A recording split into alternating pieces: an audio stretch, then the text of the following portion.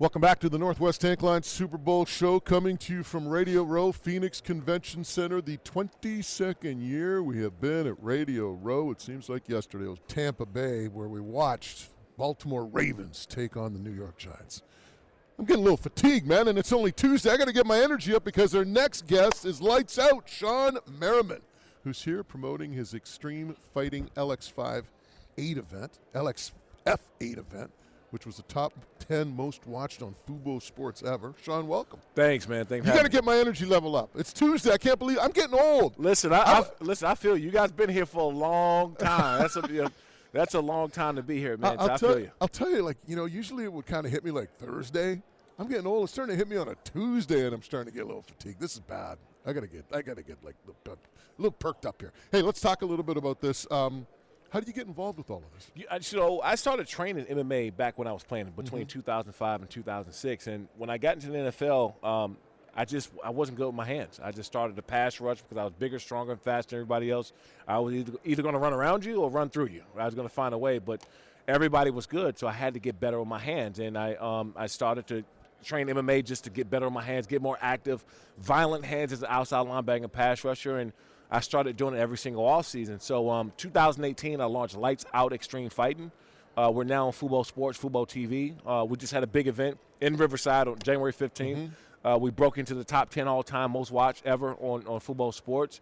Got a huge event coming up here in April to be in Los Angeles. And it's really about giving these up-and-coming fighters a platform to be seen and prolong their career. I mean, I'm a former athlete myself, so I know what these guys deal with on a daily basis. So we want to provide that opportunity for them. You know, it's interesting. I think about the parallels between being a football player and training for that and being an MMA fighter. I think they're pretty similar, because if you don't train and put the work in, you're going to get your ass kicked. And it happens all the time. and you know which ones don't train and want to get their ass kicked because and one thing I'll say about this, and this is why I've been actively trying to transition a lot of these former guys into combat sports. And we're seeing Frank Gore, Le'Veon Bell, Adrian Peterson. It's happening more often than not now. There's a lot of correlation between the game of football and MMA, and one being the discipline. We learn how to train. We learn how to get better. I remember getting my ass kicked the first time I walked into an MMA gym by a 190-pound wrestler took me to the ground. I couldn't get up. But I just wanted to get better, so I'm just helping these guys make that transition. I got to tell you a story about that, and we'll get back to what you were talking about. But I was boxing for a little bit, going to the gym, working out, heavy bag. Never boxed in my life, right? And I was being trained by a former Olympic bronze medalist, a guy named Vancouver by the name of Dale Walters, who might be 130 pounds soaking weight. He was like a bantamweight or something, right? So for like 2 months, I'm on the heavy bag. I'm learning how to skip rope, speed bag. I'm feeling like Muhammad Ali, right? I'm like, I'm ready to go. He walks in one day. He's like, yeah, he goes, I had too many cocktails last night. Let's go 3 rounds sparring. I'm like, how tough is this going to be? After 3 rounds, I was in a corner, turned like this. I had blood coming down my nose. I was like trying to drink coffee with a fork. Every time I took a swing, like he'd hit me in the ribs. I couldn't sleep on my side for like 3 weeks. And I was like, at the end of it, I was like, damn. It gave me a totally different appreciation for how much of a science that is.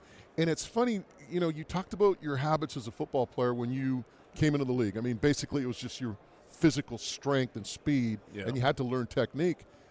Yet I think when I look at being an MMA fighter, and you talk about Peterson and Gore and those guys, one of the good things I imagine would be that they haven't developed bad habits. Like you're almost working with a raw project, and you're able to almost mold them right from the get-go. Yeah, and look, we're some of the most explosive people around, right?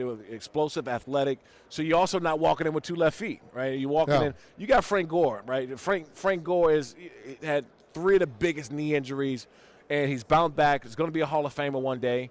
And now you got him with this same work ethic and mindset in a combat sports. That's what you really want, and that's why I've been, kind of going after these guys to make that transition smoothly. When you look at all of them, who's the guy that impresses you the most? I would say Frank. I mean, Frank looks good, but also Greg Hardy had a short stint in the UFC. I mean, he didn't finish up well, but he had a period of time where he was, going 5 rounds with champion fighters. And that's not easy to do, especially when you only been training 3 or 4 years. These guys been training for 15. I think the other thing, too, that I think would probably come into play is just your whole approach and your mental makeup. And I say that because a lot of these guys it's like college football. Even, you're the stud in high school, right? Now you go to college, you're the stud in college. Now you get to the pros, and it's like, okay, this is a little different now, right? Like, it's how do you handle that challenge of just not being the guy, right? I mean, a lot of these guys that go out there, they probably kick butt in whatever level, and then they get to a certain level in terms of MMA, and now all of a sudden that guy that you're facing, well, you might be losing this fight. Or, I know the approach is you're going in, you think you're going to win, but what happens when you lose that fight? How do you bounce back the next time after you got your butt kicked in a fight? And that's the thing. We're so conditioned and accustomed to having an injury or losing the game or not playing well and have to figure it out that next time around. You don't sit around and say, oh, I had a terrible knee injury. I'm never making it back. Yeah. That whole offseason you're spending to get better.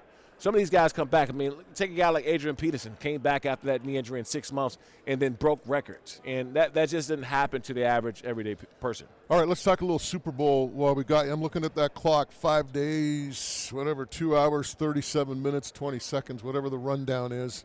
As an ex-NFL player, I mean, when you look at this game, what are some of the storylines, some of the things that intrigue you? Well, I think Patrick Mahomes took the question out last week of that ankle, right? I don't care what condition that ankle is now. He is going to be better than it was in that game. He has 2 full weeks of rest. I went against them last week. I didn't think they were going to win that game for that reason. I've had that high ankle sprain, and I walked around in the boot for a couple weeks, and that 3rd week I just started to feel better. That mild ankle sprain that he had, so it's a 2 to 4 week deal. He played on it. Not only just played, but he was successful. Now, not to mention the wide receivers. He was throwing the 2nd and 3rd string wide receivers as well. And he didn't have his starting guys in there. The only difference in this game than playing the Cincinnati Bengals, he wasn't playing the best team in football in the Philadelphia Eagles. The Philadelphia Eagles, they have no holes in their armor. They have not one guy that you can single out and say, you know what, that's the weak link this week that we're going to go after. We're going to exploit him. We're going to use him to our – they don't have a guy on both sides of the ball. Their offensive line, defensive line, equally matched. In my opinion, they have the best secondary in football, equally matched. And so when you start looking at the overall picture, what are the Chiefs going to do to win this game? So I have to pick the Philadelphia Eagles. Yeah, I'm with you. And to me, the big thing is the line of scrimmage. Yes. And, it's funny because as a former D-line coach at college, I'm always looking at the D-line and the O-line. You know what the quarterback's like, the analysts who played quarterback, they look at the QB, but we both know where the games are decided. In the trenches. Right? In the trenches. And when I look at Philly's offensive line, arguably the best in football, and you look at that Philly defensive front, man, I mean, they've got like studs across the board. I mean, you can't double team a guy because if you do, guess what? Somebody else is going to come free. You can't do it, right? So I just look at that defensive line and how they are stacked. And you're right. There's no weak link where you kind of go, okay, maybe we don't need to pay that much attention to this guy. No, you got to pay attention to everybody in that D-line. Yeah, and I don't think they get enough credit for the rotating door that they have up there. That guy that's coming off of the bench was an All-Pro at one point himself. Yeah. And so if you got a former All-Pro that's coming off the bench and he's fresh. Now you got a new set of problems on your hands, and that's why these guys are able to get after you up front like they have been. You know, it's interesting you mentioned that because doing the play-by-play for the CFL team in Vancouver, the BC Lions, there were years where they'd have like a 6-man rotation, right? Smaller roster in the CFL, 43-man roster. And this year they went to an 8-man rotation. And, they got after it. And they didn't have that, stud rush guy that, you have to double team. But everybody it was just like waves. Right, you just keep those guys fresh, and when you have studs, and now you're rotating them in waves, man, oh man, it could be a long day for some of those offensive linemen. All right, Shawne, before we let you go, if people want more info in terms of Lights Out Extreme Fighting, how do they go about it? Yeah, you can check us out on lightsoutxf.com for all the information. But also, too, this last fight we were showing in Canada on Fubo TV. Cool. So if you guys don't have Fubo, get it. We have a big fight coming up in April. We are going to be showing up there in Canada as well. So I can't wait to get up there locally, man, and start to promote a little bit more. We did extremely well in Canada. And then we came back, and I said, okay, maybe we need to do more in Canada. Come up to Vancouver. You got Toronto, Montreal, all those places. Oh, yeah, I'm in. If you go to Montreal, you might not come back to the States. I'm just saying.